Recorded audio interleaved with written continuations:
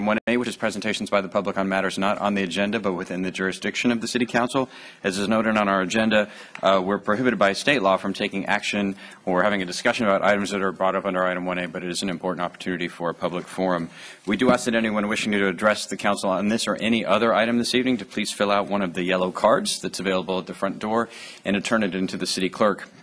In front of the clerk is a timer that we use to help assure that everybody gets a chance to be heard, and so to that end we ask that all the comments be limited to no more than 3 minutes.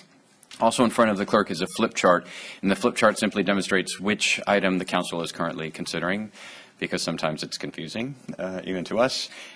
We do also recognize that for a lot of folks, speaking in public can cause some anxiety, and we want this to be a place where everybody feels comfortable bringing their perspectives to our local democracy. And so we do ask that there not be any boos or catcalls or actually even applause or other demonstrations, and that we try to maintain a civil discourse in the chambers. We take the yellow cards all the way up to the conclusion of the staff report on any particular item. So, for example, if you're here for item 20 and you think you might want to speak, but just be sure to turn the card in before the staff person that presents the initial item is complete. Once the public testimony has begun and the council questions and council discussion, we don't take any additional speaker cards. So if you already know in advance that you want to speak, turn that in as quickly as you can, but certainly prior to the conclusion of the staff report. So with that, we have quite a few speaker requests under Item 1A this evening, and the first is by Mildred Hoyt. Mildred here. Oh.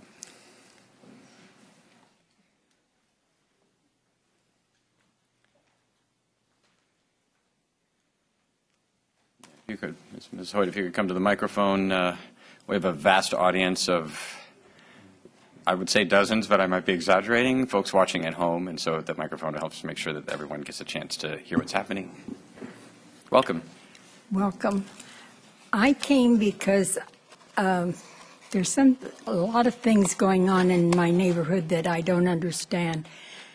We've had no parking signs on one side of the street because it's a gated community over there, and when it went in 55 years ago, we were told that they would not park in the neighborhood. They had plenty of parking in there, and I have a friend that lives there, and I take her places, and in driving through it, I know that there's lots of parking places.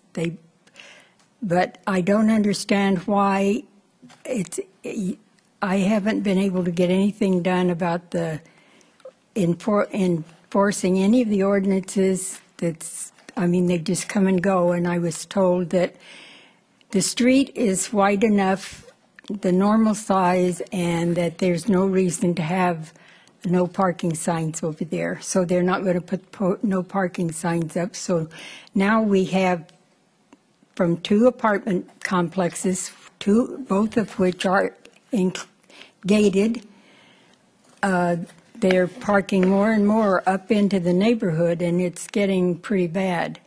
We also had next door to me a marijuana grow, and my explanation to Lisa Cox, who is in code enforcement, was that if it was next door to one of the councilmen and they didn't want it there, it would have been gone the next day. They didn't do one thing about it. They left it there until he harvested it, and then the first of the next month he moved out. So I don't have that one, but I don't agree with, for medicinal purposes, I think if it's used as a medication, that's fine. But that's not the people who drive cars and run up and down the street doing a double block in about 2 seconds when it's residential.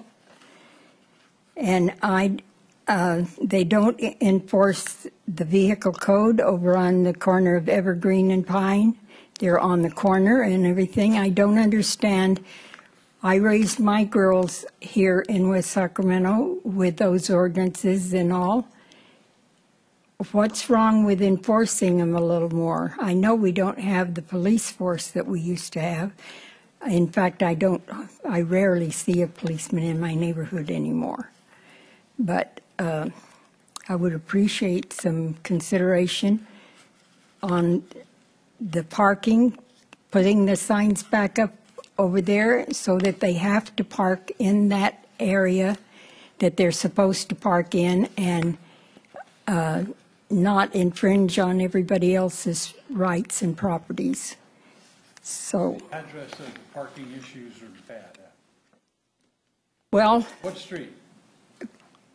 Pine, I'm on Green Meadow. You're on Green Meadow. Okay. I'm on Green Meadow, and that was supposed to have been a school, and they put 390-some apartments in there, and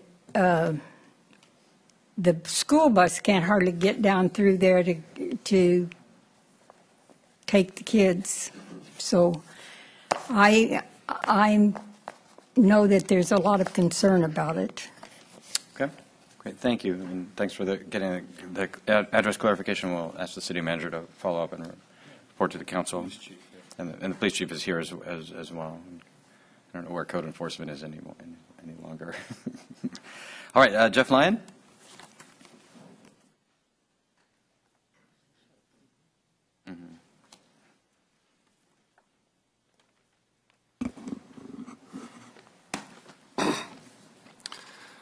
I'm speaking tonight on behalf of the Washington Neighborhood Group. Since the City Council plans to meet on January 26 for 3 days, we are requesting that the Mayor and City Council to take another look at the Homeless Action Plan that we submitted last November. Our plan is designed to end the homeless problem in West Sacramento in less than 1 year, as opposed to the Homeless Action Plan adopted by the City Council, which has a goal to eliminate the homeless problem in 10 years. The city's plan is 53 pages, put together by a consultant, and full of rhetoric and inaction.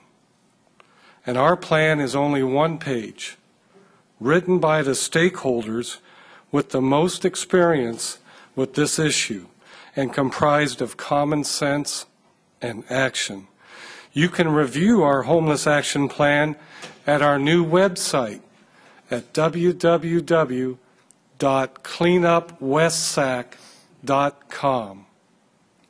The only comments that we received from the City Council regarding our plan were from the Mayor at the December 11th meeting. At that meeting, the Mayor stated that our plan was, quote, illegal. We would like to hear from the Mayor exactly why he thinks it is illegal to enforce the current laws on the books. Is it because the Mayor welcomes the homeless to camp illegally along the riverfront? Mayor Cabaldon, the message you are sending is heard loud and clear, far and wide, that you could care less about enforcing the law. You could care less about public safety. You could care less about the residents in the Washington neighborhood. We are asking the remaining council members to take a realistic look at the homeless problem in West Sacramento and discuss the plan that we submitted. You have the votes to override the mayor's position of welcoming the homeless in the Washington neighborhood. You have the votes to do what your constituents are asking you to do. You have the votes to do what is right and support our Homeless Action Plan. Let's get serious. All right, Teresa Cobb.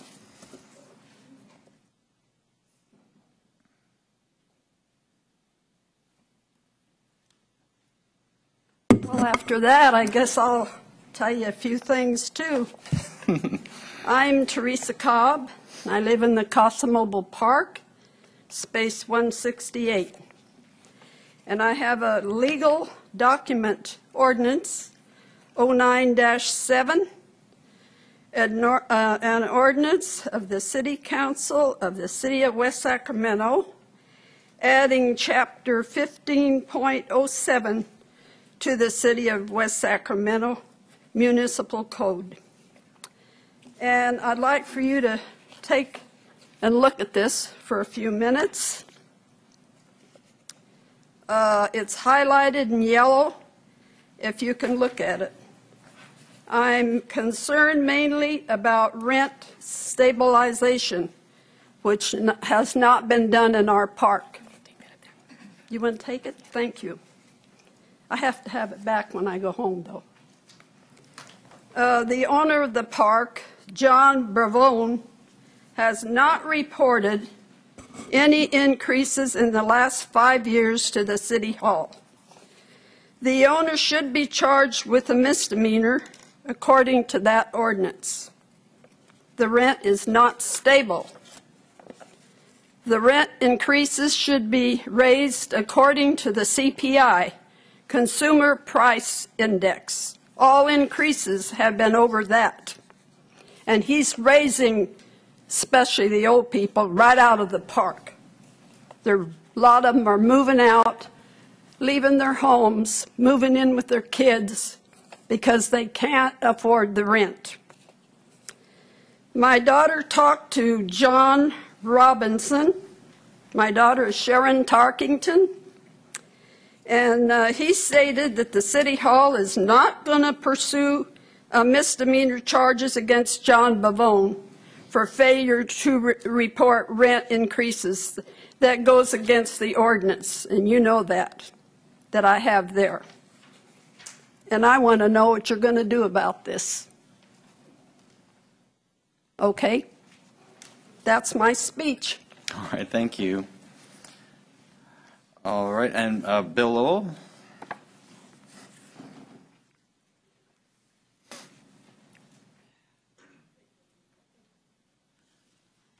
Thank you, Mr. Mayor. William Lowell, West Sacramento, for the record. This latest plan by Sacramento Planning to relocate the YOLO bus stops off of L Street over onto P Street to cure part of their environmental problem to be caused by the King Stadium, I think is very outrageous, and I think it would violate the Americans with Disabilities Act to move us over to P Street. And without actually saying it so, it sounds like they're trying to move YOLO buses off of the Tower Bridge, and that's not very good planning either. But what would cure a big part of their problem is to, instead of having a Broadway 15th Street bridge, have a Southport South Sacramento bridge, and that would reduce the traffic on the Pioneer Bridge dramatically, so that we wouldn't need to move the YOLO bus stops over to P Street, as we might say. But also, a week ago Monday morning, about 4:30, another one of those accidents at northbound on Jefferson, just past 15th Street, a car struck that vacuum cleaner shop across from Whitey's, and I understand there was another accident a week earlier, and I don't know whether somebody was severely injured or killed on that one or not, but the traffic flow, they keep talking about using the city of Portland, Oregon as the model. Well, who's talking about traffic flow when they put a bridge 2 blocks from an existing bridge? Broadway Bridge would only be 2 blocks from that Pioneer Bridge on the Sacramento side. So I think they should reconsider that. And on a very small window picture here on routes 35 and 39 for our Southport neighbors, I think they should continue those buses past Linden Road and have them continue to turn right there on Lake Washington, and accept the donation of a shelter from the manager of Lowe's Building Material, and let him relocate that bus shelter over next to the Nugget, and have YOLO Bus establish a bus stop there, and say exactly where they want it. And again, no cost to the city, no cost to the YOLO Bus, and that would improve shopping to and from that shopping center. And I'd say that has the support of the majority of the business owners there at the Southport Town Center. And regarding the water shortage, I understand our country's been supporting Israel for several decades, and for several decades they've also been converting seawater to drinkable water. So why can't we enlist their help and convert some Pacific Ocean water to drinkable water here? Thank you, Mr. Lowell. End of problem. Thank you, Mr. Lowell. All right, and our last speaker on our item 1A is Margaret Rich.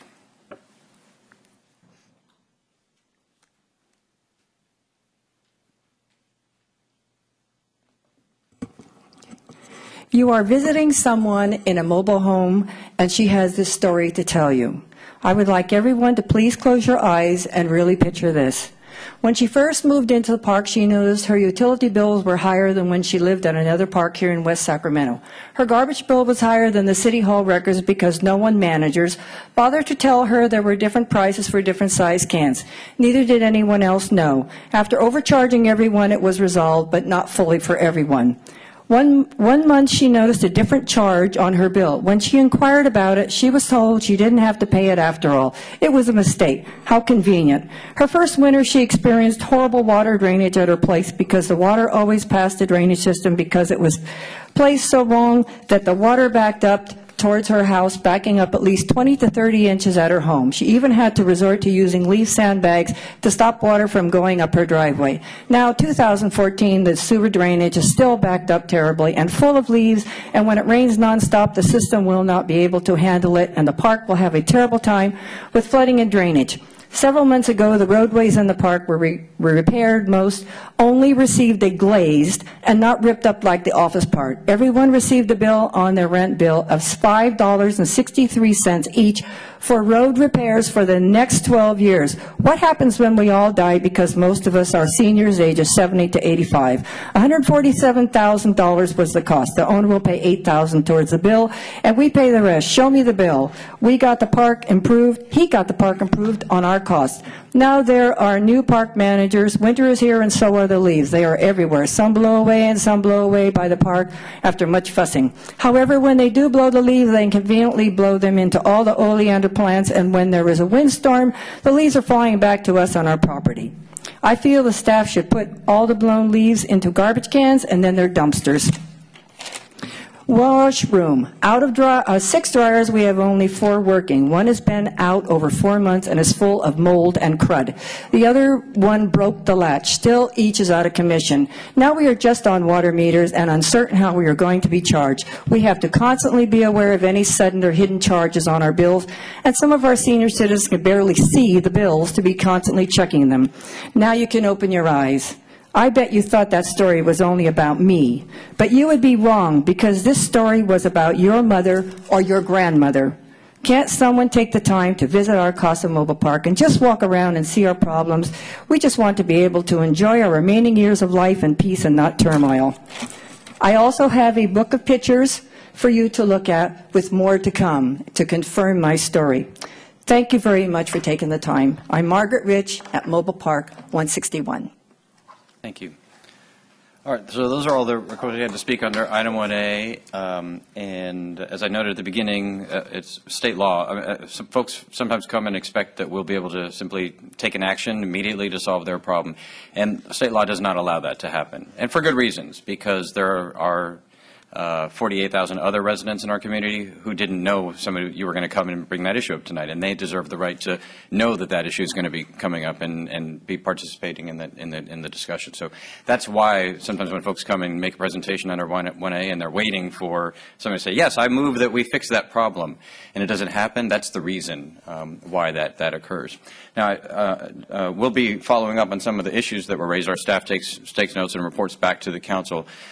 We don't have a mobile home rent stabilization ordinance in West Sacramento. We have a mobile home rent reporting requirement, and the issues with respect to enforcement that have been heard tonight, we'll be referring to the city manager and to the police department and code enforcement.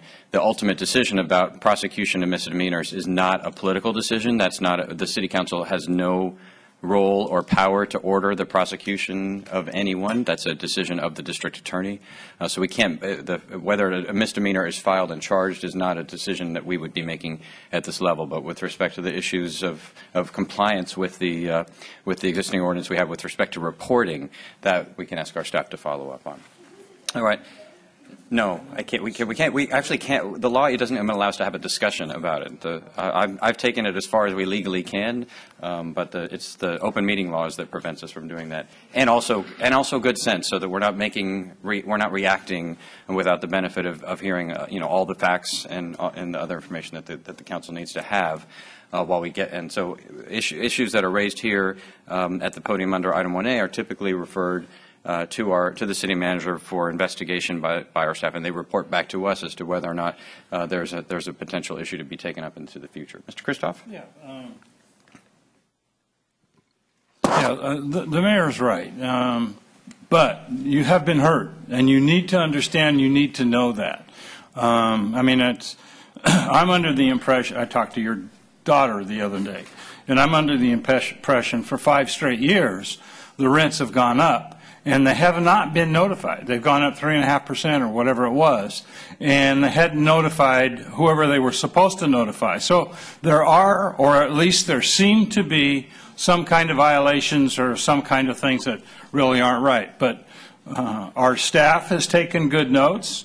We know where you live. You're fairly close to where we are. And so we will certainly take a look and see what can happen and how we can try to help you. I mean, we tried to put that that ordinance in place, or the paper that you said was an ordinance. Really, it was some kind of a stabilization program that we tried to. I know. This is not. It's not a back and forth. But we will take a look at it, and you certainly will hear from us. One way or the other. I mean, you'll hear from us. All right. Thank you. You're welcome. Thank you, Mr. Kristoff. All right. Well, that brings us into item 1B, which is council communications. Are there any reports or other communications this evening? Mayor Pro Tem Johannesson. Yeah, the Yellow Solano Air Quality Management District met on January 8th, and we had a couple updates on the air report for 2013, and also an update on the truck and bus rules that are going to be implemented. Mr. Villegas. Thank you, Mr. Mayor. Just a couple real quick. Earlier this evening, the Port of West Sacramento met. We just had an update essentially on the 6-month update on the adoption of our new business model. And so far so good. In summary, pretty quick meeting. Earlier this week, the Yolo County Transportation District met. Pretty benign agenda. The only one thing was that we did get an update or a status update on the fiscal audit, and although there are no deficiencies noted, we were notified that the unfunded pension liabilities, which we're all very familiar with, are now going to become part of our balance sheets to more transparently reflect the status of our finances with the district. That's it. All right, thank you, Mr. Villegas. The only item out of the Sacramento Area Council of Governments I would note is that the annual unmet transit needs findings have been made, and we have no the determination's been made that there are no unmet transit needs in the city of West Sacramento that are reasonable to meet with respect to the resources that are available. So, right, item 1C is appointments. We have none of those this evening, so we'll proceed to the consent agenda, which is items 2 through 6. I'm going to pull item 5 from the consent agenda for separate consideration. Are there any other items to be pulled, or any item for separate question or comment? Quick question on 4. 2. Okay, item 2 is consideration of amendments to and subordination of the promissory note with Patios River Roads Associates. Mr. Kristoff. Roll.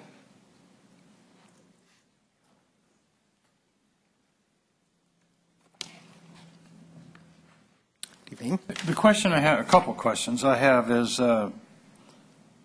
do the rents that are generate enough money to pay off the loan? Currently, at the 90% occupancy for all the properties, there is sufficient cash flow to make payments on the residual receipts loan. We've included a pro forma in the staff report that shows how some of those payments would be made based on the projections that we've received and reviewed from the West Sacramento Housing Development Corporation. But we're not getting that large chunk of money that we thought. That we're getting something spread over a longer period of time. Is that correct? That is correct. That is correct. Now, these were all redevelopment set-aside monies? That is correct. Okay. There was an initial loan an initial gap loan that was then converted into a permanent loan, and then the additional reserve, contingency reserve that was also paid out. These are all RDA funds. And there's not going to be a requirement for any new funds to put into the various complexes? Correct. There is no request at all to add additional funding to the project. It's mainly to use tax credit funds that would have been used to pay down the RDA loan, and instead to use those funds to pay the existing construction loan. So no additional funding is being requested. So staff is okay with this new process to be paid back over time rather than have a lump sum that comes to the agency or the city and then is paid off a lot sooner.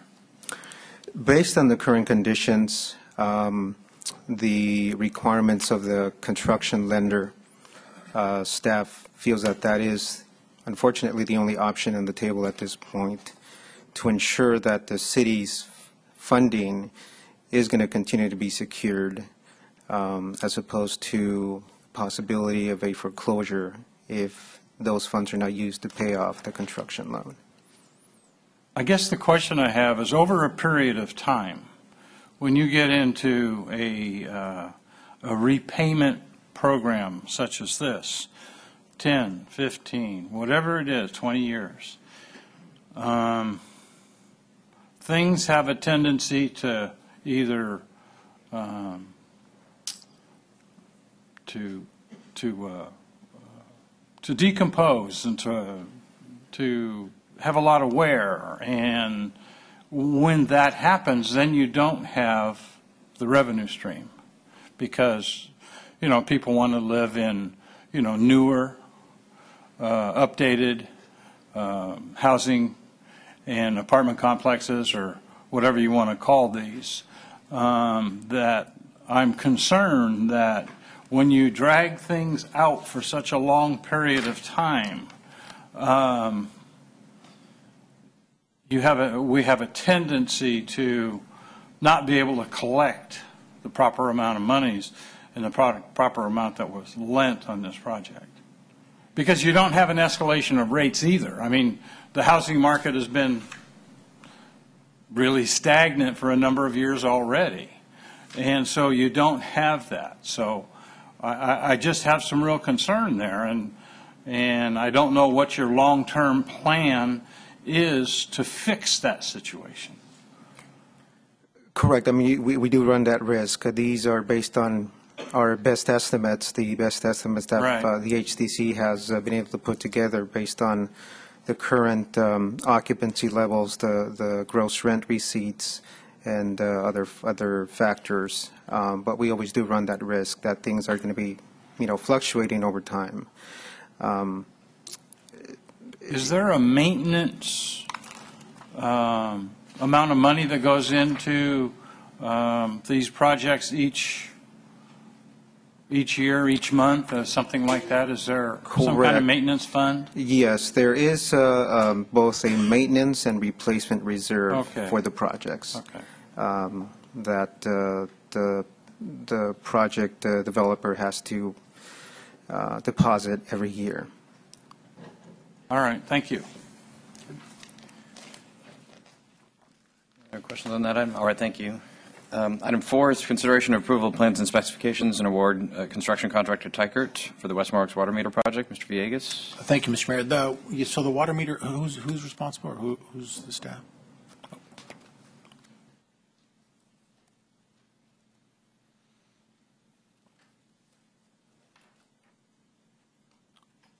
Good evening.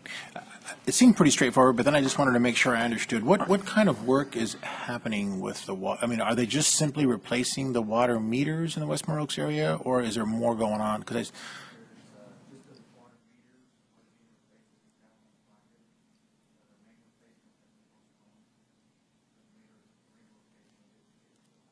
Okay, so the I don't know if your microphone might have been turned off. There's a little button at the bottom there. Actually, it's at the base of the microphone.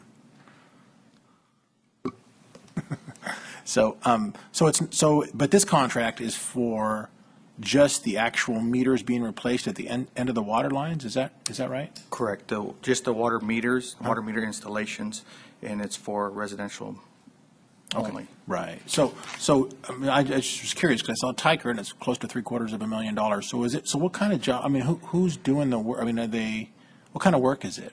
It's the placement of meter boxes. Right, but I mean, is it like? I mean, are they plumbers or are they? I'm just curious. Tiger is a general contractor. They have secured the contract requirements for both water, C8, and general contracting. Okay. Yeah, I'm just curious because I mean, I've seen.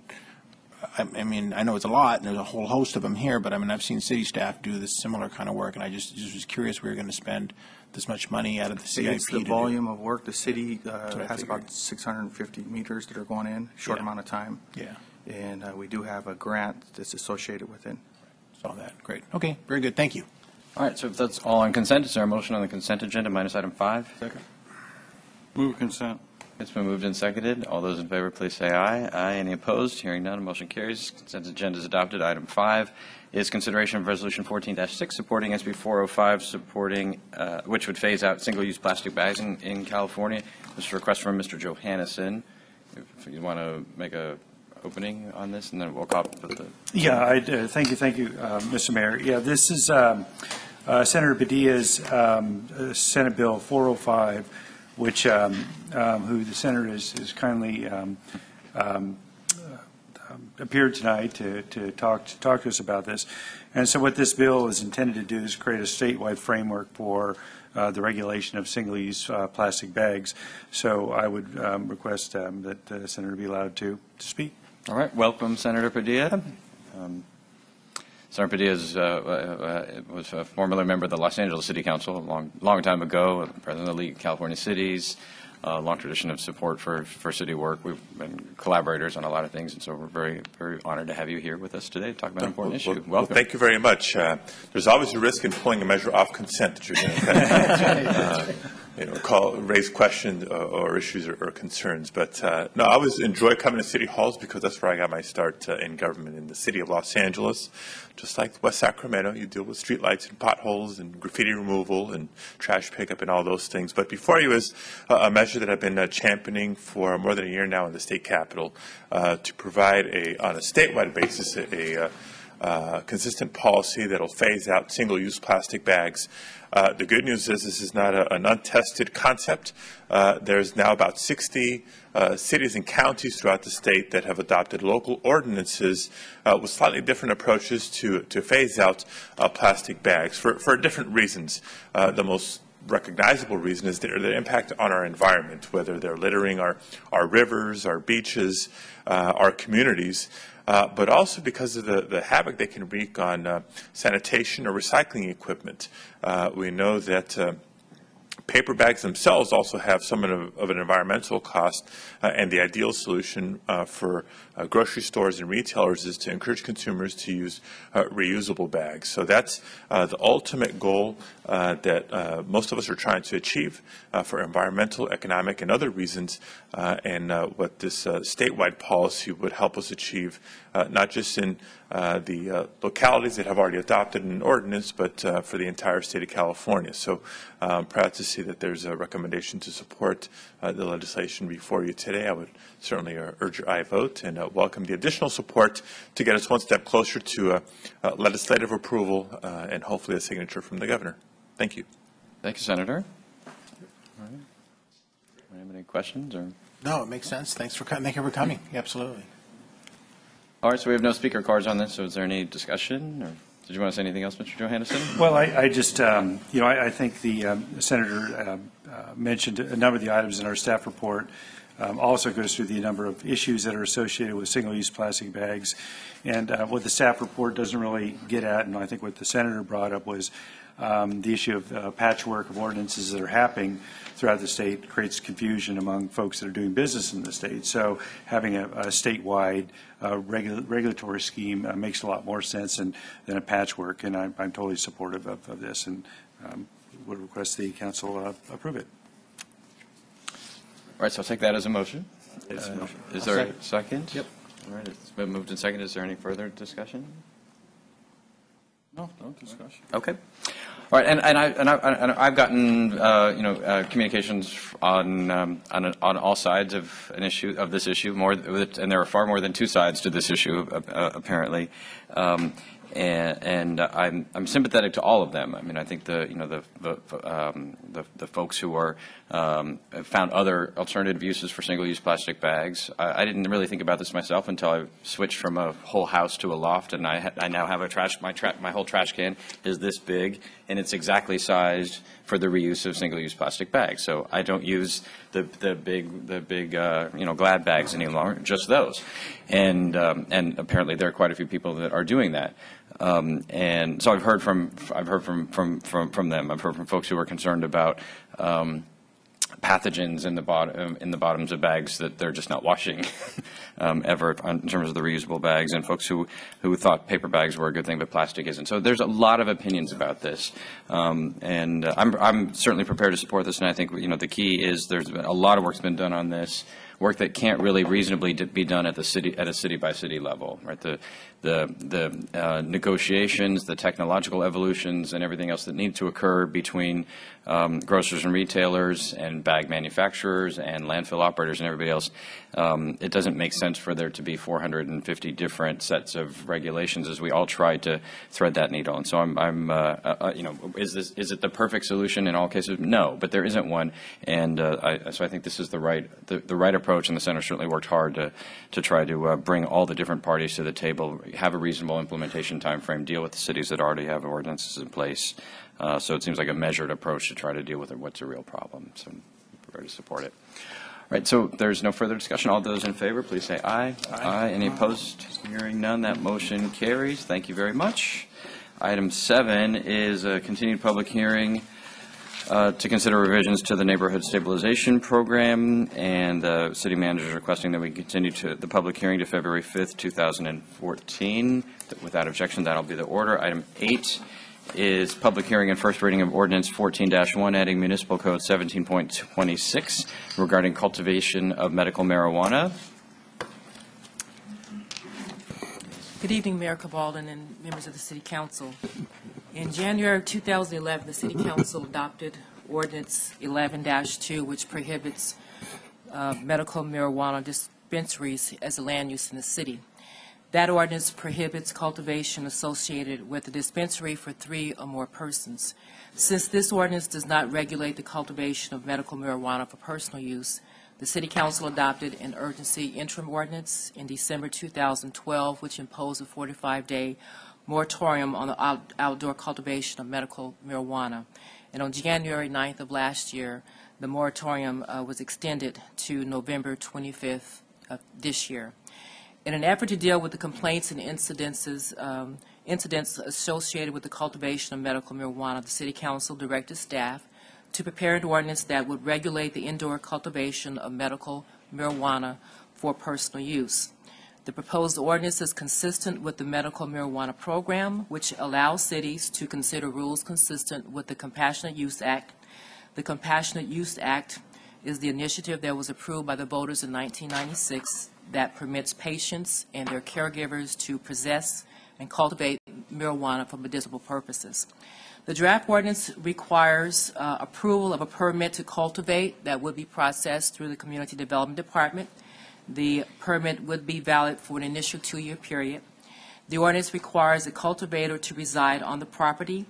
Cultivation would not be allowed in non-residential zones. It would be allowed in the ag zones, the rural zones, and the residential zones. Cultivation would not be allowed within 600 feet of schools and child care centers. The cultivation would be limited to 120 square feet per property. The plant must be cultivated in an enclosed structure, either in a detached accessory structure or in a dwelling unit. The detached cultivation structure must be set back from property lines at least 10 feet and be constructed of solid walls and a roof. And lastly, the draft ordinance includes health and safety regulations. The Planning Commission recommended approval of the draft ordinance, would raise several issues for the City Council's consideration. The question was raised as to why the city should adopt the ordinance, since there is an obvious conflict between federal law and state law regarding medicinal marijuana. And this is a conundrum and dilemma that cities and states across the nation are grappling with, whether it is the legalization of marijuana for medicinal purposes or recreational use. And I would like to mention that in November of last year, the 3rd District Court of Appeal did rule that cities may prohibit the cultivation of medical marijuana. Because of the nuisance issues that has been caused by the outdoor cultivation of medical marijuana, the draft has been prepared in response to Council's direction.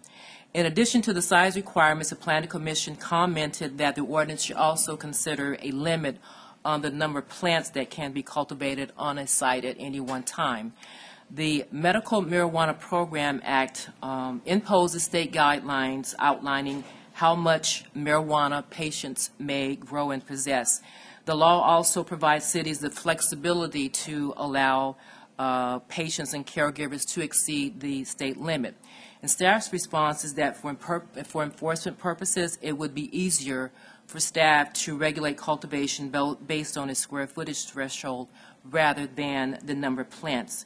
And in addition, the city does not have the resources that would be required to enforce and implement a requirement limiting the amount of marijuana that can be cultivated on the site at any one time.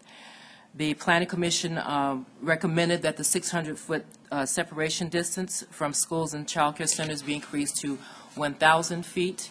While the Medical Marijuana Program Act does allow a maximum separation distance of 1,000 feet, the 600-foot threshold is consistent with state law, and it is also being recommended by the city attorney. The Planning Commission also wanted to know what happens to the permit in the event that the patient dies or no longer lives on the property. The draft that was presented to the Planning Commission at that meeting did address this issue. So after the Planning Commission hearing, new language was added to the draft, stating that the permit is non-transferable. In the event that the permittee dies, moves, or no longer meets the requirements of state law, the use must cease. The police department does have the ability to review vital records like death certificates, so that can be checked on an annual basis.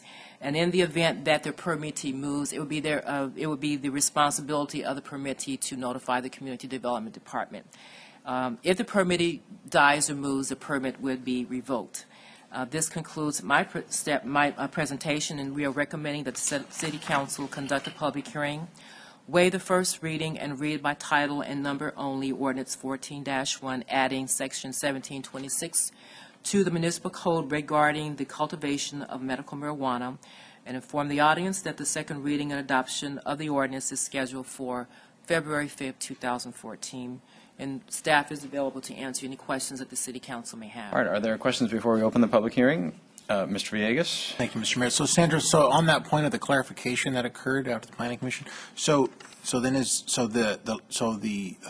the authorization is to the individual at that location only? So it's Right. to that individual at that location? Correct. Okay. All right. It's helpful. Thank you. So on the same topic area, the ordinance refers to the Health and Safety Code section, which I didn't have in front of me, but the qualified patient, primary caregiver, we can't require the ID card, correct? Or what's the evidence that you are qualified? When you apply for the permit, what evidence do you produce that indicates that you're a qualified patient or a primary caregiver? They would have to provide a copy of a valid medical recommendation or a county-issued medical marijuana card. Okay. And because is there now a standard form for what a valid medical recommendation looks like? Because it's not in the form of a prescription, and at least in early years, and when we were debating here the issue around dispensaries, and one of the challenges was that there's no mandatory consistent format for those recommendations. Has that changed? Is it easier? Would it now be easier for your staff over the counter to be able to verify No. those? It still remains, there's no consistent form, and the city attorney can advise us, but I believe they can even say that they have a verbal prescription. I'm not certain about the verbal, but I agree with you that there is no mandatory form, neither state law nor our ordinance specify a form. It is, you say, it's not a prescription, so it's frequently in writing, but, it's a recommendation by a doctor.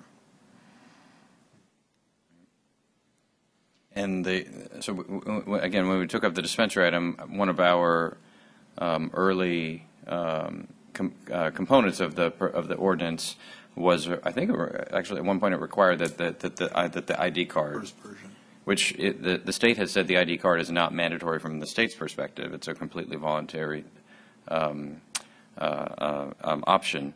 But that we, at least in a draft of that other ordinance, we had a requirement that demonstrates that you're a quality caregiver precisely for this reason about ambiguity of the recommendation. Is that an alternative in this case as well?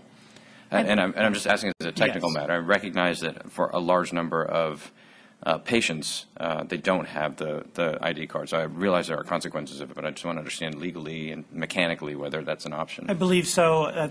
The things that have changed since we discussed dispensaries are a series of cases that have reinforced local control over issues related to medical marijuana use, cultivation, dispensing. So I'm more comfortable today than I would have been 2 or 3 years ago in saying that we could either require an ID or we could have a standard form that we produce and require someone to obtain a signature on that form. Would it be free from any challenge? No. But the cases seem to be going in the direction of allowing us to regulate. Okay. Thank you. All right, if there's no further questions at this time, I'm going to open the public hearing. We just have one request to speak. That's by Gary Mortale. Gary? Gary? Yeah. Sorry.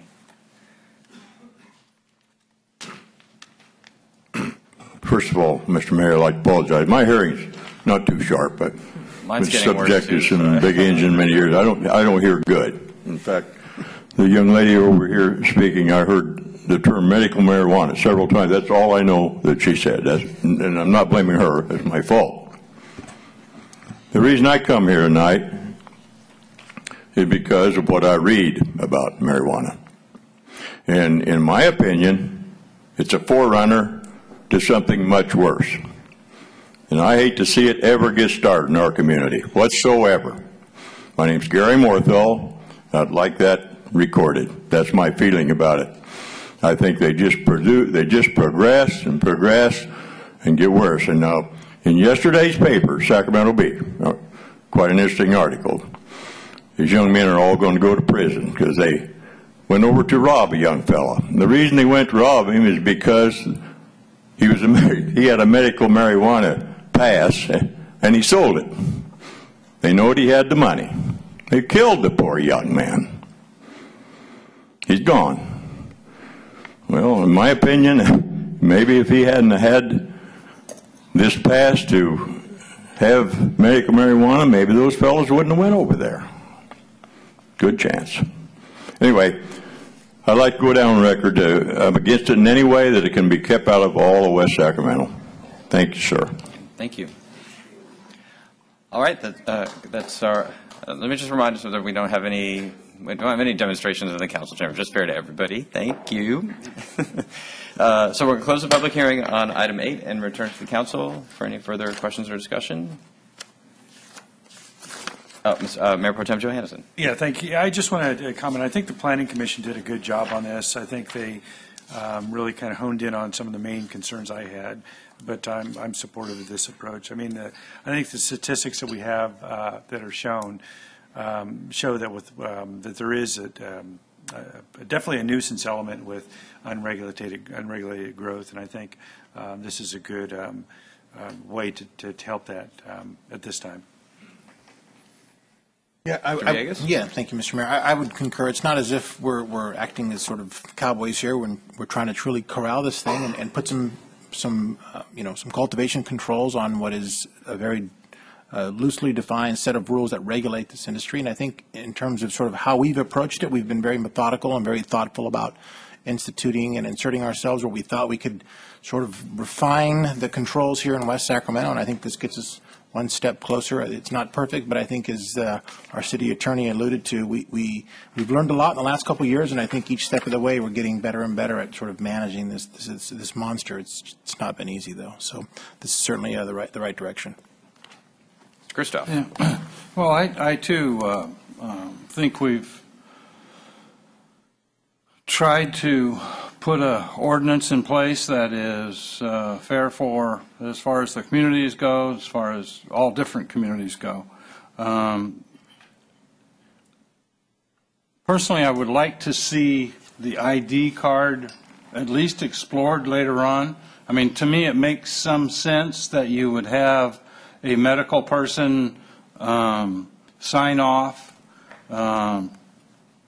let the enforcement agencies understand and let the enforcement agencies know that this person has, from a medical perspective, been cleared to do this. I think it would help our police department. But I mean, I realize it's not part of this particular ordinance, but at the same time, I think it's something that should be explored at a later time. Maybe, I don't know how soon we can make it happen, but at least take a look at it, and then council can talk about it, and community can talk about it, and we'll see what happens. Yeah, I mean, this was one of the first cities to try to approach the whole issue around medical marijuana after the voters enacted the Compassionate Use Act in as progressive a way as possible. And the council and a lot of community stakeholders said, let's figure out how to make this work. The voters said so, and that we know, and a lot of folks know patients for whom marijuana as a treatment seems to make some amount of difference. And we just need to figure out how to make it work that doesn't negatively affect other people. And we thought, of course, we can do that. It's West Sacramento. We solve problems every day. That's what we do. So we tackled that issue, and we ran into a buzzsaw. As we made reference to this a few times tonight, but at the time, this was now 3-4 years ago, a lot of the advocates were quite stern and uncompromising. Essentially, I think they believed that the voters' initiative exempted them from any laws whatsoever, and so refused to agree to any kind of restrictions on dispensaries or growing or anything. So we dropped it. We said if we can't regulate it in a way like we regulate alcohol or anything else to make sure that this doesn't negatively affect a neighbor, then we can't just be Wild West and just let it run like crazy. And so we had to pull back from what was a fairly, I thought, well thought out set of local constraints and rules of the game that protected everybody. The courts, as the city attorney has mentioned, the courts, the gamble that the advocates played did not work. Right? The courts basically rejected their arguments across the board. And it's unfortunate because there are, and we've had them here before. We've had them at council many times. We've had patients here who live in our community who need and depend on marijuana as a medically necessary treatment and drug for the a variety of conditions that they have. But it had gotten out of hand, and we at those same meetings we had folks here who would bring in flyers from doctors who were willing to sign a recommendation. Have you ever experienced a headache? Have you ever had trouble sleeping? Do you ever kind of get tired in the afternoon? I mean, it was just so crazy. Right. If you did not meet one of those tests, then you weren't alive. I mean, there's no human being that's never experienced any of those at all. And so it was just a game, just a farce. And so anybody could get it, and certainly folks that were getting it were using it for purposes other than medically necessary ones. And the whole debate around what the legalization of recreational use of marijuana is an important one. It's not one for the City Council. That's one for the state and for the voters of California to decide, just like they have in Washington and in Colorado. So in some respects, these sorts of issues, we end up adopting what I think are probably more aggressive regulations than we would if the population of folks doing cultivation were just those patients with some of the chronic and severe and terminal illnesses that the medical marijuana was intended for. If it was just those folks, we wouldn't have 100 marijuana complaints to the police department, and we wouldn't have a rising number of cultivation. That wouldn't be the case, but it got out of hand, and so that's what requires a more elaborated set of restrictions and regulations. Now, having said that, these are not wild regulations, right? The notions around you don't do it outdoors. Well, we don't allow breweries in the city we encourage them. We like having breweries here, and even if it's not for municipal purposes, we like having breweries. But you can't do it right next to somebody else's house outside. Right, you just can't. That's why, even though we like to encourage beer and breweries, we can't allow it to also have a negative effect on your neighbor that they can't get away from because it's their house that they're in. We don't allow somebody to put a brewery right on top of right next to a child care center or to an elementary school. We just don't do. You can be a block away, but you cannot be right next door.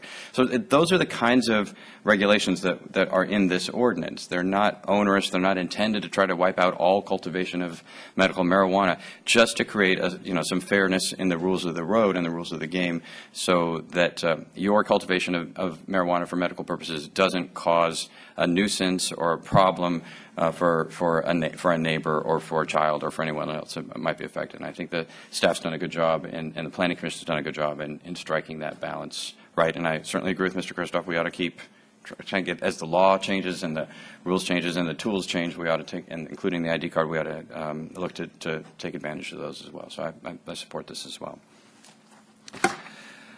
All right, so is there a motion? It's been moved by Mr. Villegas and seconded by Mayor Pro Tem Johannesson.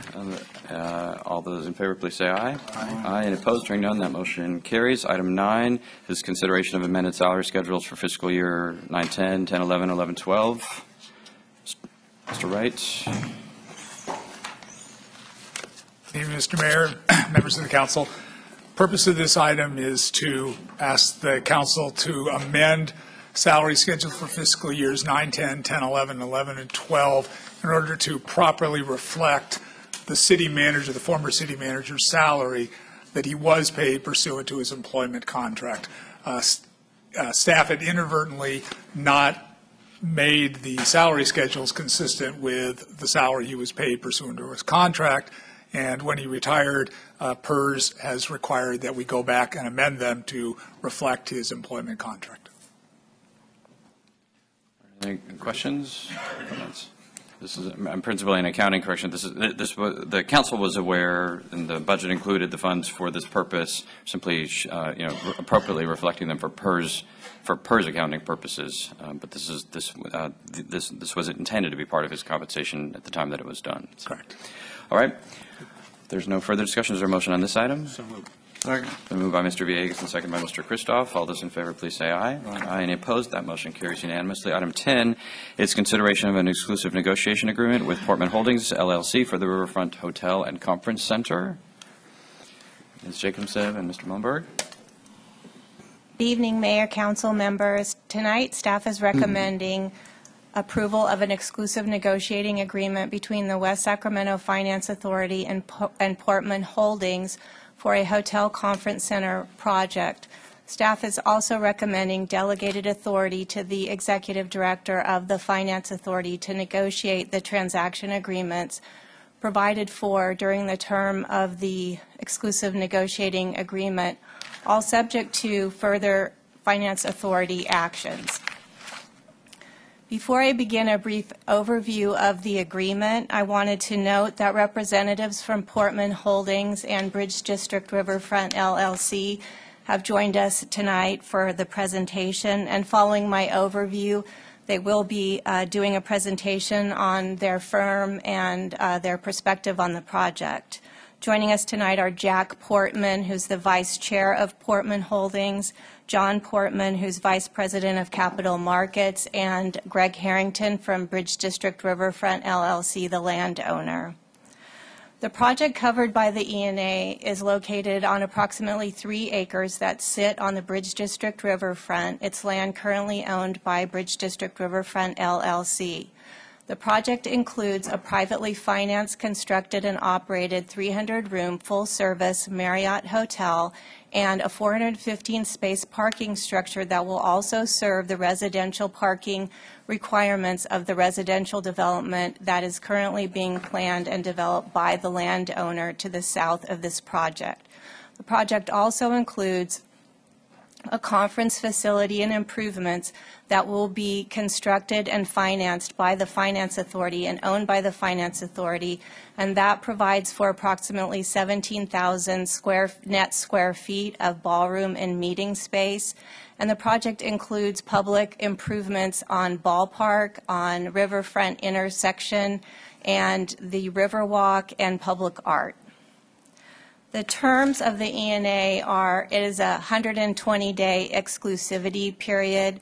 That exclusivity period and the ENA itself become effective upon the execution of a letter of intent between the landowner and Portman Holdings for the land. During the term of the ENA, the landowner and Portman Holdings must complete all the transaction agreements associated with the land. Portman Holdings, under the provisions of the exclusive negotiating agreement and the Finance Authority, will be working and creating, finaling a design concept, a master plan, final cost estimates, including off-site improvements from 60 days of the effective date. We'll also be creating a final finance plan detailing all proposed debt and equity contributions by the parties, including cash flow models, within 30 days of approval of the first master plan deliverables. Also, we'll be completing the project agreements within 120 days of the effective date over the term of the ENA. The project's agreements include a master developer agreement, which is the overarching agreement that governs the transaction and includes all of the schedules, milestones, deliverables, services, and financial contributions of the parties, as well as all the performance guarantees. In addition, there will be a purchase agreement for the land, a purchase agreement or a construction contract for the conference center improvements, and a facility sublease between the city and Portman Holdings. The city will also take lead on preparation of a CEQA addendum during the ENA term. Portman Holdings was a unanimous selection of a public-private project selection team that was comprised of Marriott, Finance Authority representatives, Bridge District, Riverfront representatives, Hordberger Westell, and our city finance consultants. The solicitation was released by the Finance Authority in August of 2013 to a pre-qualified list of hotel investor owners that met a specific profile, including relationship with Marriott. The solicitation materials described the project and the transaction framework that had been presented to council in previous workshops on the project. The relationship with the prior development team, as you know, was terminated in July of 2013 when agreement could not be reached. The solicitation provided the draft business terms for the authority's participation, including the maximum net contribution of $28 million to develop and acquire the city conference center improvements. Since the selection of Portman, the Finance Authority staff in Portman have agreed on one change to the project, which is a reduction in key count from 343 keys to 300 keys. Portman Holdings was selected based on its 60 years of designing, financing, and building highly successful and sustainable real estate projects, both in the United States and in many countries around the world, the depth of its current portfolio and financial capacity, the quality of its design work, its capacity to advance and support all of the Council's project objectives, including the 2014 plan committed residential component being developed by the landowner to the south. That concludes staff presentation, and with that, I'd like to introduce Greg Harrington.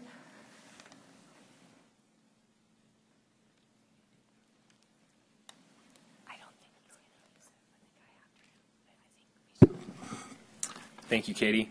Good evening, Mayor and Council members. I'm excited to be here tonight. I think, you all were part of the planning of the Bridge District entitlements. We all worked for years and years on planning a urban environment that is to be built, and I think this is one of the first steps that really realizes that vision. I know the city has had on its agenda and on its goal for years now a riverfront hotel, and I think the silver lining of all that work and successive, I don't know the right word, maybe collapses, failures, I think we learned a lot from all those processes, and we really went into this as a partnership with the city. Staff was great to work with. I think they had excellent consultants who not only were able to recommend but also steer us away from certain development firms to really get a firm that not only had the financial horsepower and relationships to get a project of this size done, but who could also come in and execute in a honorable and honest, upfront, and on a streamlined process as well. So with that, we interviewed, we traveled, we did everything we could to find the right developer, and I'm happy to report that I believe we have. We're very confident in Portman's track record and in their ability to develop a riverfront hotel that not only West Sacramento and the Bridge District, but the entire region can be proud of. In addition, we, sorry, I can't even read my writing here. It's typing. We currently are in land negotiations, obviously, with the Portman Group, and are hopeful to have an executed agreement as soon as possible. We're working very diligently on that. I know it's a major component of the exclusive negotiating agreement, and we're very excited to do a transaction with them. In addition to that, this potential project will be the catalyst for our development of over 100 riverfront residences that are part of our entitlements on the riverfront, and I think will create a very interesting and exciting place to live for West Sacramento residents. So with that, thank you very much, and I look forward to the process continuing. Thank you, Mr. Harrington. Next, we're going to invite up Jack Portman.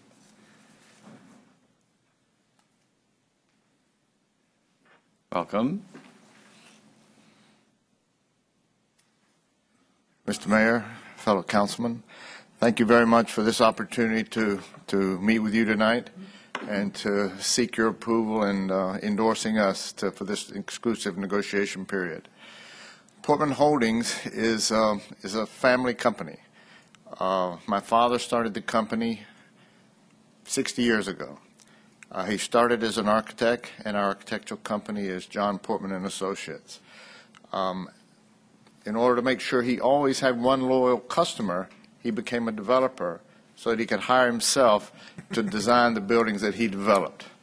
And this was at the time of a revolutionary concept, because these two disciplines were supposed to be separate. But it's worked out well, and we've had some good success along the way. We specialize, in hotels, but hotels either stand alone or parts of mixed-use developments.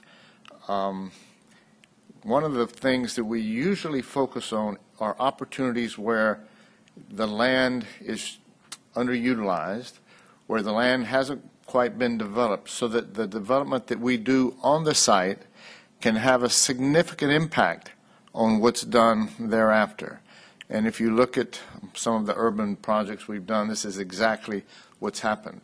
And the ability to do it right is not just putting up a tall, beautiful building, but it's also creating the right kind of urban environment, the right kind of place. It's as much about places and spaces as it is about towers in the sky. So by focusing on what the pedestrian, what the community really needs out of this development in this location, we try to determine how to create something that's going to be inviting and welcoming and very useful to all segments of the population. What I'd like to do now is introduce my son John and let him tell you a little bit more about the company itself. Thank you very much. Thank you. Mr. Mayor and Councilman, we have a brief presentation. I don't want to belabor the point. I think we've been introduced to you. But we could go to the next slide. I just wanted to give you a brief background on who we are. And here are a few projects that we've done. Again, we were founded in 1953, and we invest, develop, and manage real estate around the world. A couple projects here represent, in the top left is Shanghai Center, which has a Ritz-Carlton in it, residences, theater.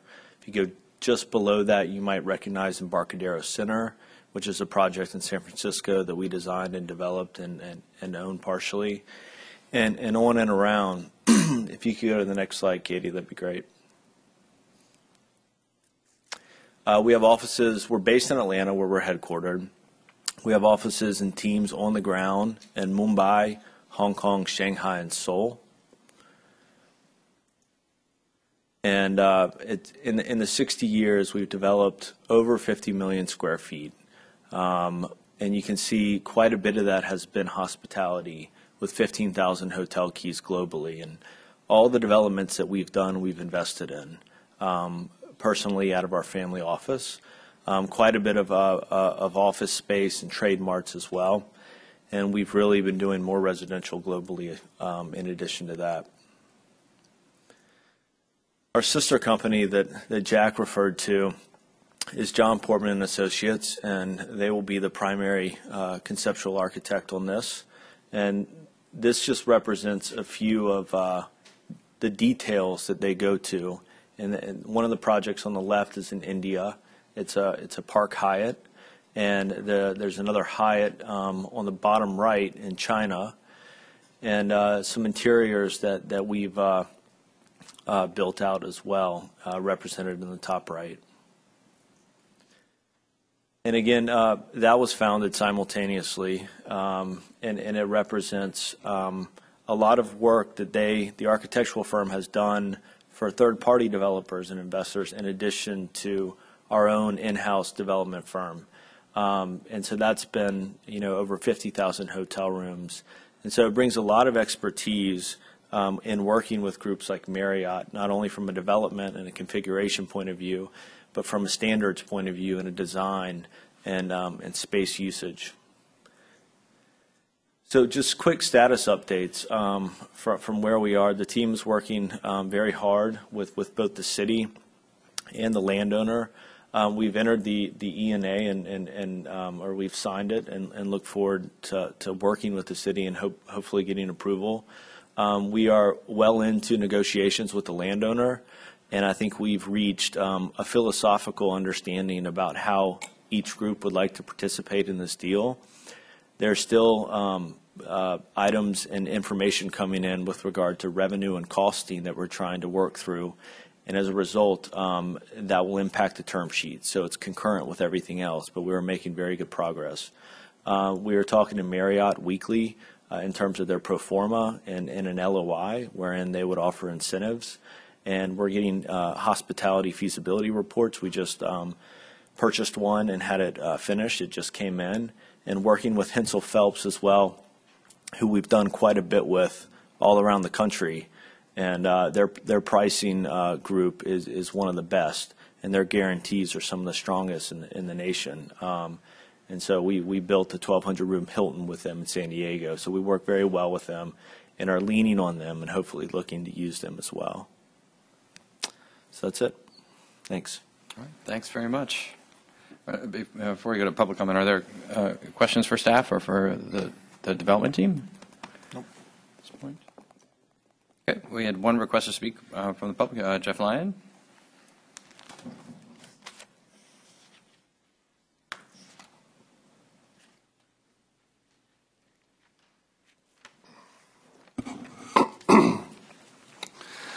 I'm speaking on behalf tonight of the Washington Neighborhood Group.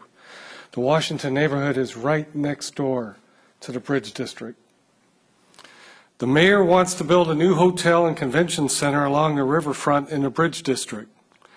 Before any kind of agreement is made, it is our duty to notify both the developer and Marriott about the fact that our West Sacramento riverfront is infested with illegal homeless camps. And everyone knows that these homeless people cause all kinds of problems and crime affecting the citizens who live or recreate or who will visit the riverfront areas. The Sacramento Bee reported on December 20th that a recent study showed more than 3 out of 4 homeless people were ex-convicts. So why does the mayor welcome the homeless to illegally camp along the river? We want to send a message loud and clear, far and wide, to anyone looking at developing along the riverfront that our mayor believes that we should not enforce the law prohibiting the homeless from camping along the riverfront areas. When people make the mistake of visiting this new hotel and convention center, they will be subjected to all of the same problems and crime that we currently experience in the Washington neighborhood 24/7, 365 days each year.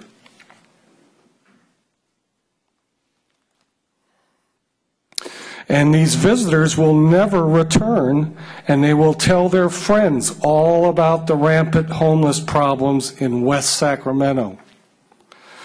We urge the people involved in the negotiations for this new hotel to put pressure on our elected representatives to enforce the law against illegal camping and to make our city safe for all to enjoy. I appreciate the fact that the Sacramento Bee contacted me tonight and wants an interview, and I welcome the opportunity, and I will tell you everything we know.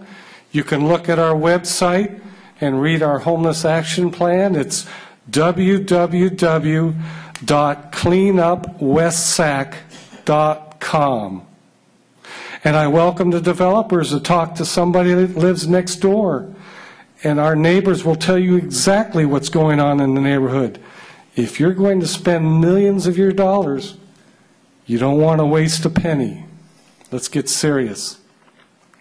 All right, thank you, sir. That's all the public comment we had on that item, so we'll return to the council. Any further questions or discussion? Mayor Pro Tem Johannesson. Yeah, I think this is really great movement toward this project. I know the folks, both city staff and the project proponents have really been working hard on this. We've all been looking at ways to get the riverfront developed, and the development really starting. We've got a lot going on now, but certainly a project like this, it has a lot of significance in terms of getting more folks there. The timing couldn't be better. We've got, hopefully the arena is going to be proceeding on the other side of the river. We've got a streetcar that's on track to basically come in a year following that, so the timing really couldn't be better. So, and I know this particular project has a city component too, the conference center, and so the city is going to have some stake in this. So, you know, when we all look at these projects, and, you know, I think we look at the job creation as well. You know, it's still, we're still coming out of recession, and we're all looking at ways to bring jobs, good jobs, to the area. So I know that the past iterations of this team has looked at relationships with labor. I certainly hope that's going to continue and look at a labor peace agreement. I know that all the parties in this look like they're very well acquainted with that, and I really have. I'm really looking forward to this project really moving forward and looking to the projections and how we can help make it happen. Mr. Kristoff? Yeah, I'm very much in favor of this proposal. I think it will do some of the things that Mark talked about. It will sort of revitalize. I mean, we've had we've had some success on the river already, and it will revitalize different areas. And I really like the concept and the idea that Portman has brought forth, that it's not just their standalone hotel, it's the other things that happen because the hotel is there. And so that is something that I think will be very beneficial to West Sacramento. I, too, want to stress the concept that it seems like everybody's really sort of buying into it now, and that's with PLA or labor peace agreements. I think that, you know, they really work fairly well, and I would certainly like to make sure that this project is a successful project. We've got some things in that particular location right now that really make a lot of sense. You got a ballpark that's fairly close. There's a lot of things that are happening on the other side of the river that will be in very, very close proximity. And I think that that energy will bode well for your project and for our community. I think our community is really looking forward to a development like this. They, as I talk to people around our community, at the grocery store, the post office, or a bank, wherever it may be, they're excited about it. They really want to see it work. They want us to make sure we do our due diligence, but at the same time, they really want to see the city of West Sacramento develop and continue the kinds of things that we have done. Looking forward to working with you, and this item I will support. Mr. Villegas. Thank you, Mr. Mayor. Yeah, I would echo the comments, the prior comments from my colleagues. I think certainly here in the Marriotts and the Hensel Phelpses of the world sort of reaffirms my interest in it. I think those are good parties to have as you move forward. I looked at the list. It's an impressive, long, successful list of projects, and I'd love to see our name at some point if we're able to make it work. See West Sacramento along with all the other projects that obviously you're very proud of. And I agree, Mark. I mean, I think that the corner, if you think about in terms of our region, that corner, that intersection there is really a prime real estate. It's probably one of the best corners in the entire region. If you think about it in terms of its, river view, its view of the Capitol, its view of Capitol Mall. It's got that soft river edge that you can do a lot of creative work with. It doesn't have that hard edge that you might find on other sides of the river. The streetcar, all the other amenities that are coming in the region, certainly with the arena, we're primed to take advantage of a golden opportunity if we can make it work. So I do support the concept of moving forward.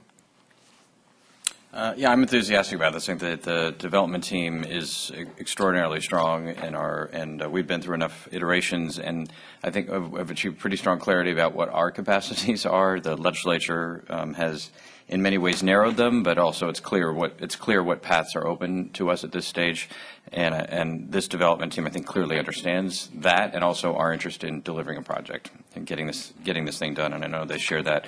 As well, they've got plenty of other projects that they will be working on that they want to get to if this doesn't work. So this 120-day period for them as they do their further investigations and pre-development work, I think, is key. I think other than the folks at Casa Mobile, I live closer to this site and actually to them than anyone else in the room. And I know what a tremendous neighborhood this is evolving to become. We have our challenges like anywhere else.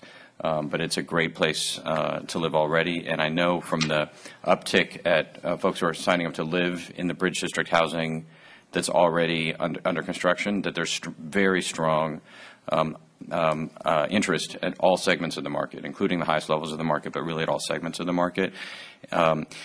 We typically think about these things as wouldn't it be great to have a hotel right there, but it really is more about the whole system working right. So folks who live here and think, well, I'm never going to stay at a hotel, but your wedding might be there. There'll be at least one great restaurant there, maybe more. I mean, there'll be lots going on at the hotel, but you also think about the other things that you want in the community: a place to go on the river and eat, or see a show, or go to a gallery, or whatever. Those things happen because of more folks moving in, more folks visiting, and more investment happening. And so that's why, throughout West Sacramento, there's been, since we incorporated, such broad community support for these kind of investments. We haven't had a debate. I mean, sure, there's some suicidal folks around, around any community, but there's broad community support for making these kind of big moves, and in the interest of furthering the community. And the riverfront has been, at least in the top 2 or 3 priorities for the citizens of West Sacramento ever since 1987. I mean, retail shopping, clean up our downtown, riverfront. Those were constant themes. In every election, every campaign, every voter initiative, everything. And the only reason that's changed since then is the riverfront's moved up because we have a lot more retail shopping than we used to. We're working on more, but we've made a lot of progress in that domain. So I'm excited about the project. I think we all are. We also have done enough major projects in this city, whether it's Rayleigh Field or the CalSTRS building or rebuilding our downtown, to also take a hard business look at these issues, and just as Portman is. And so that's really what this phase is about. We're not having a press conference tomorrow morning to announce a new hotel. We're not doing any of that until we're ready to announce that we are moving forward with the construction. But this represents a very strong opportunity to make this a reality, and a very strong partner, two partners, both Portman and Marriott, in order to bring this across the finish line. So, and I think it's a very strong statement that both Mr. Portmans are here tonight and have been working very hard on this project. So, with that, are there any other comments? Then is there a motion? It's moved by Mayor Pro Tem Johannesson and seconded by Mr. Kristoff. All those in favor, please say aye. Aye. Any opposed? Hearing none. Motion carries unanimously. The item is approved. Thank you. Thanks very much. Right, item 11 is consideration of a report on the status of city water supply and water conservation efforts.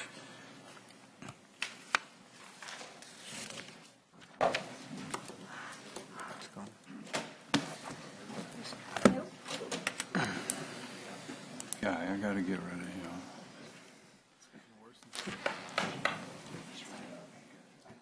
Mayor, members of City Council, Dan Mount, Public Works Operations Manager, Paulina Benner, Environmental Services Manager, and I will give a brief update on the status of the city's water supply and current conservation efforts due to the ongoing statewide water shortage. The city's surface water supply consists of 3 contracts, totaling a maximum annual diversion of 23,600 acre feet. For reference, the city diverted 15,000 acre feet last year. The appropriate permit and the Bureau of Reclamation contract allow for a year-round diversion and are subject to reductions due to watershed shortages. The appropriate permit is a state contract, while the Bureau of Reclamation, are commonly referred to as the Central Valley Project, water is a federal contract used to supplement the city's summer water demands. This contract can provide up to 90%, the third contract, North Delta Water Agency, has no diversion limit and no mandatory reduction. This contract can provide up to 90% of the city's water demand during drought emergencies.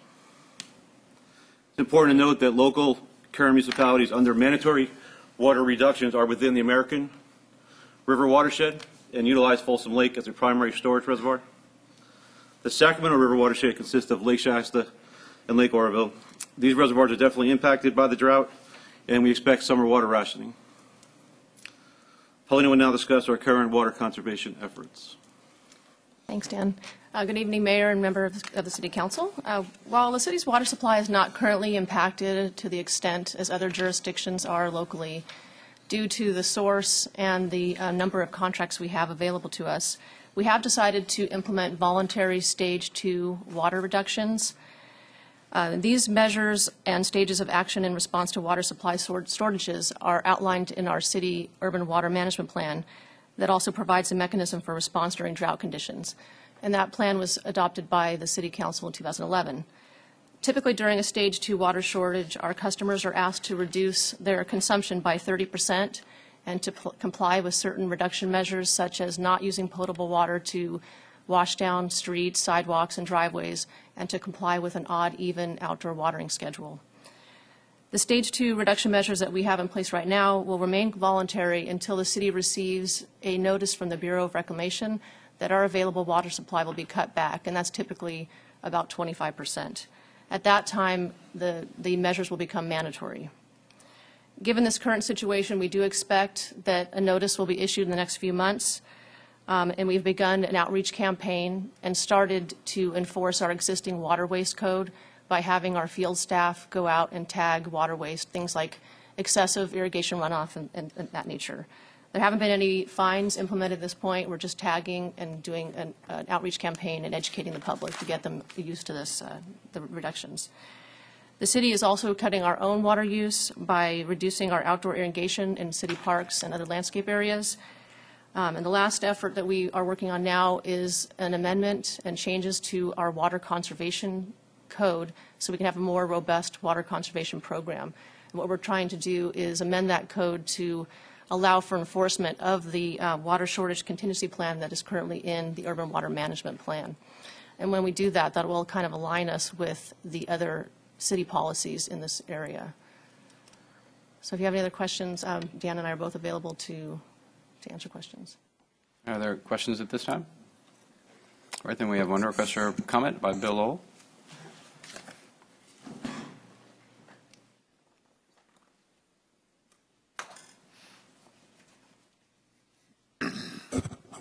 Thank you, Mr. Mayor. William Lowell, West Sacramento, for the record. And I know we have a short-term problem, and the long-term solution is related to what I mentioned before, and that is, I think we ought to get our state together and create seawater conversion, and hey, we'll become a greener state once again, and that's the long and short of it. Thank you. Thank you, Mr. Lowell. All right, then returning to council for questions, Mr. Christoph. I do have a question. Dan, the North Delta Water Agency, that's all groundwater, right? No, that guarantees us a surface water supply. Oh, okay. That was the, North Delta Water Agency is the contract that is paid for by parcels. Correct. Yeah. Right, that's surface water. Okay, it is surface water, though? Yes. Okay, good. Thank you. Mayor Pro Tem Johannesson. Yeah, on the outreach, if we do get to the point where we're going to a mandatory program, obviously we want to prepare people for that so we can reduce the citations and move compliance forward quicker. So are you going to be monitoring the effects or the efficacy of your outreach to test people's knowledge of this? Because I think the more you do, the better at this stage, even though it is voluntary, very well could turn into a mandatory situation. But you'd want to know that you're doing the job you should be doing in terms of outreach and getting folks to know of the various conservation measures they should be voluntarily taking now. Well, at this point, one way we are able to measure some of the outreach is through the tagging process. Oftentimes, residents will irrigate when they're not home, and they may not even know they have a water leak. So we're finding that the first tag is enough to educate them about their issue. With regard to other conservation measures, I haven't really established a tracking mechanism, but it is something we'll need to do. At this point, we're just trying to get the message out there to folks so they understand that there is an issue region-wide, and we need to do our part and hopefully get them used to the idea of conserving before we go to mandatory. So I'm trying to put together what you said earlier with the potential for a cutback. So it may be in slightly simpler terms. We've got a set of appropriative rights and a set of bureau rights. Correct. And you indicated that our appropriative rights could it looked like on here could cover 80% of our usage, but you said 90. So the North Delta Water Agency contract can cover 90% of the city. It's a geographic determination. Oh, 90% of the water demand. Of the water demand, okay. Right. And that's not subject to cutback under any It is not. foreseeable It's circumstances? a quality-based contract, and it's unlimited for beneficial use.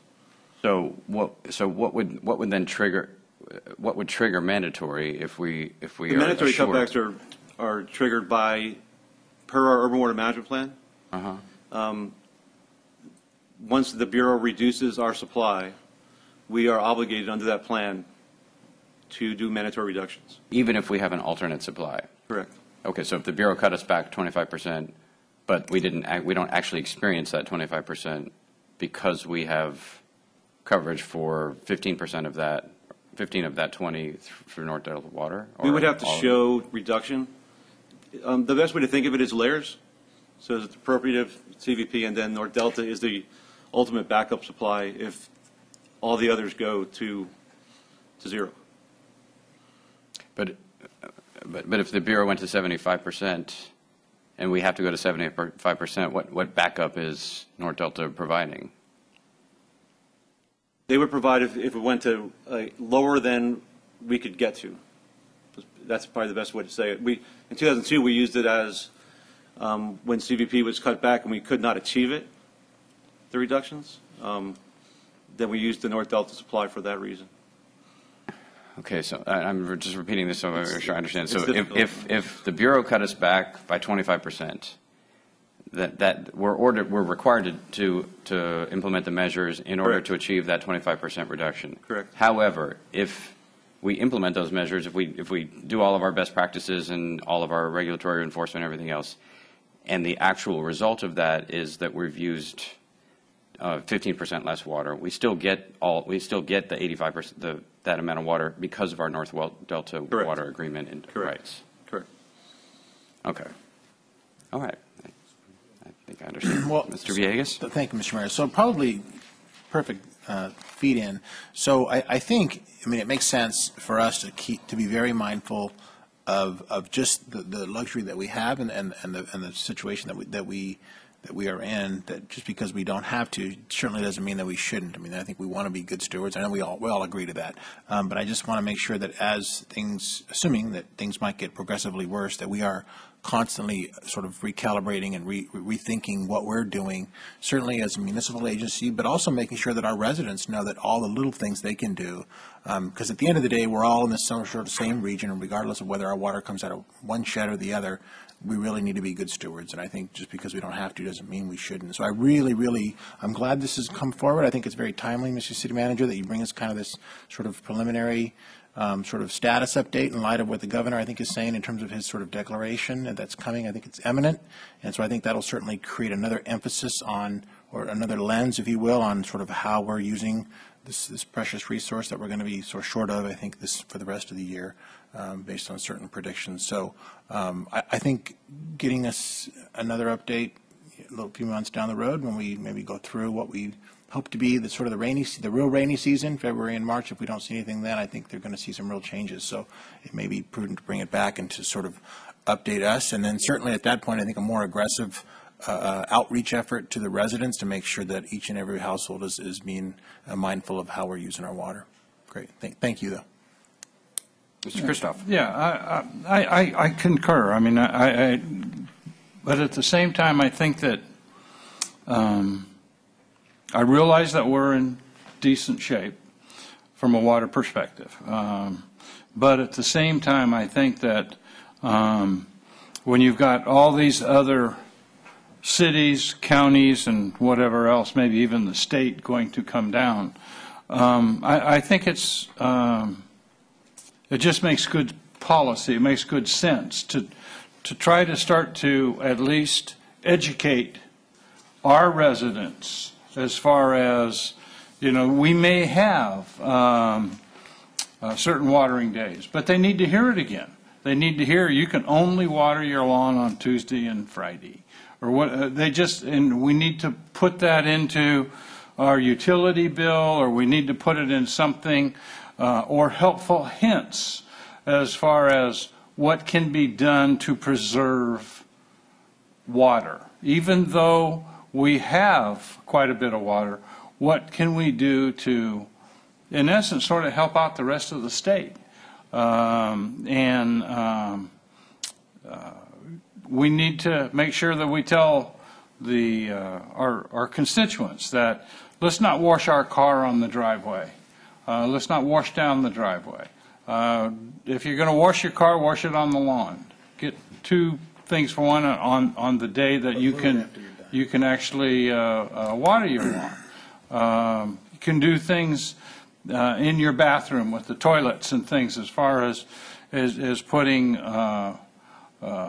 a container in there that allows you to use less water.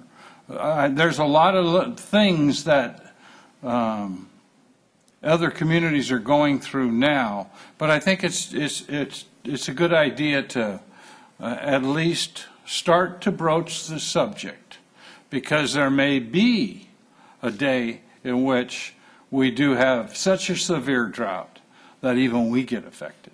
And so I think that it makes a lot of sense to start to put some of those concepts and ideas, put it out there so that the people can talk about it. They can talk to their neighbor, or they can talk to their friends on the aisle at the grocery store or whatever, and say that, you know, we really do need to, this is what's going on, this is what I've heard. And I think in the long run, it'll help if we have to go to drastic measures. Mayor Pro Tem Johannesson? Yeah, just a real quick question. When you tell someone that they're going to only water 2 days a week, do you say how long they should be watering, recommended? Because, I mean, you don't want someone to say, well, I'm only doing 2 days, so I'm going to water twice as long. We actually do have in existing municipal code a watering limit, and I think if memory serves me, it's like, yeah, you can only water for up to 30 minutes. And maybe some advice on if you want to maintain your lawn, you really only need to do it for 10 minutes as long as it's, you know, in the middle of the night, something like that. Right. So people aren't going to think everything's going to die off. Right. Yeah, that'll be part of the outreach message. Will include the tips on how to actually reduce water and still maintain your landscape as much as you can. Yeah, good, great. So I agree with all the comments that have been made. I do think we need to be transparent, and so just the way that this is laid out, if we are not actually facing a direct threat to our water supply, we need to be careful not to make that implied, not to say that we are, right? So even the staff report, it's I could tell two people wrote it because it conveys the sense that we have plenty of water, but we're going to do this because our water supply is at risk, and it can't. Both of those statements cannot be true, and we don't need to overstate it. I think that the media and others are making it clear, and our residents are paying attention. They know that it's going on. The voluntary measures, in addition to being practiced for mandatory measures, also just do help give people guidance. Okay, what's the most effective thing I could do? Okay, I'm not going to brush my teeth anymore. Well, that's not as effective and as just not washing your driveway with a hose, right? So the voluntary measures help to give us all a framework for what are just kind of high payoff things that we can do. So there's plenty of reason to do it. We don't need to overstate. We don't over dramatize the case for residents to the point that we're stretching the truth of the matter. The other piece of it is it's already clear, because I've got 1 million complaints and inquiries. I don't know if it's just water. I think it's actually everything to do with neighbors. We love tattling on each other. And so the more of these rules and regulations and suggestions and guidance we put out, the more expectation is that some Department of Water Enforcement is going to go out and watch everything and respond to every complaint. And we need to manage that, right? Because we are not going to, even under mandatory measures, we're not going to be doing that. We can't hire an entirely new police department whose sole function is to go around and watch people water their lawns. And so, managing the expectation level about what this really is and how enforcement is going to work. And if you get on the phone and call Public Works because you see somebody watering for 32 minutes instead of for 30, that we probably will not have somebody out there with a gun at minute 34 to stop the watering from happening. And I'm making it just slightly extreme, but it will happen because it's already happening. I'm already getting those messages. I forwarded a few of them to the city manager today. That somebody's sprinkler across the street has been on for 15 minutes. Send somebody out, and that's not the reality. So I think as we do this, we often create an expectation that somehow the government is going to have a whole mechanism to make it happen by magic, and that isn't the case. It's going to require. It's like traffic calming and everything else. As much as anything, these are guidance, even though they'll be mandatory at some point potentially. They're guidance about what we all just need to do, and not expect that it's going to be some whole new crime-based thing, and you're going to get a misdemeanor every 5 seconds for it. And setting those expectations up early, I think, is going to be important for the success of the program, and for folks to embrace it as stuff that they want to do, not play gotcha with their neighbors. So. Okay. Any other questions or comments on this one? All right, this one was a staff's report only. Request from Mr. Villegas, so thank you very much. Council calendar, Ms. Richardson. Yes, Mr. Mayor, I just wanted to alert the council that this is a 3-day weekend coming up. We'll be closed on Monday for Martin Luther King's birthday. And that the last day of the month, the 31st, we're going to be celebrating the ribbon cutting of the opening of the Clarksburg Trail, the paving of that. And that'll be followed on the 4th by our reception that the council is hosting for former Supervisor McGowan here in the Galleria. Those are just a couple of upcoming events. Questions on the calendar? All right, so City Manager report. Mr. Mayor and council members, Mike Lucan, our federal liaison, will be back in Washington, D.C. next week. Mayor Baldwin will also be back as part of the U.S. Mayor's Conference, and we will have meetings that will overlap. Mike will focus on the streetcar flood issues as well as the port maintenance issue that we talked about at the Port Commission today. Also, I just want to have you put on your calendar and give some thought. The Metro Chamber's annual cap-to-cap trip is May 3rd through 7th. Also, in terms of state legislation, the infrastructure finance district bill that we have been working on in terms of lifting the prohibition of having an IFD in a former redevelopment area, it was approved today in the Senate Governance and Finance Committee, which is the equivalent of local government in the Assembly. It's an urgency bill, so our hope is that it moves to the Senate floor shortly and then goes to the governor and would take effect immediately. So we'll keep you posted on that. Also, finally, SACTO is working with its members for a tour of Nippon Shokan next Thursday, January 23rd. If you're interested, please let me know. All right, questions on the City Manager report? City Attorney report? Staff direction from members of the council? We have no future agenda item requests, so is there a motion to adjourn? There is one, actually. There is? Yeah, there's one, sorry. Oh, I kept flipping, I didn't see it, sorry. Sorry, Mr. Villegas? Yeah, that's right. I just wanted to, yeah, so I think I may have brought it up last time, but I don't want to spend a lot of time. I mean, I know the request is for staff resources to bring back a staff report on the status of it, but I do, I mean, I repeatedly either hear or have experienced personally, and I know a lot of neighbors have as well, and it becomes, it just seems to sort of flare up, the issue of the dog leash laws, and I just want to know, are other cities doing something different than we are doing? I know we have a disproportionately high number of incidences relative to the rest of the county that's been brought to our attention repeatedly, and so it's a safety issue. I mean, I think people that have been in, and it's a legal issue for those that are on the wrong end of that. So I don't know exactly what. I mean, I don't think there needs to be a lot of resources, but certainly something for a look-see. I'm not looking to create a police state, and I know we need to manage expectations. As the mayor said, we don't need to have a police standing on every corner patrolling this. That's not the intent, but certainly making sure that there's at least an adequate awareness of the leash, because we have the law. I mean, if we don't enforce it or if we don't care about it, then just take it off the books. But if we're going to keep it on the books and it has a purpose, we ought to make sure that we at least periodically check in to see whether or not it's the right ordinance or it has the right attention placed on it. So very good. That's it. All right, so that's the request. How do I usually phrase this? Is there an objection to this being a future agenda item? Actually, first, Mr. City Manager, in terms of the resources, staff resources, we typically on these requests ask you for an assessment of whether this is a major or minor. I think if we could, we'd bring this back on February 19th. Our next meeting on February 5th has got several items that we're working on. You can have as much time as you need. Yeah, it's not, all right. It's not going away. Yeah, it won't go away. Very good. Thank you. All right, then is there an objection to this as a future agenda item? Okay, then is there a motion to adjourn? Moved by Mayor Pro Tem Johansson, second by Mr. Christoph. All those in favor, please say aye. Aye. Any opposed? Hearing none, motion carries. Meeting is adjourned.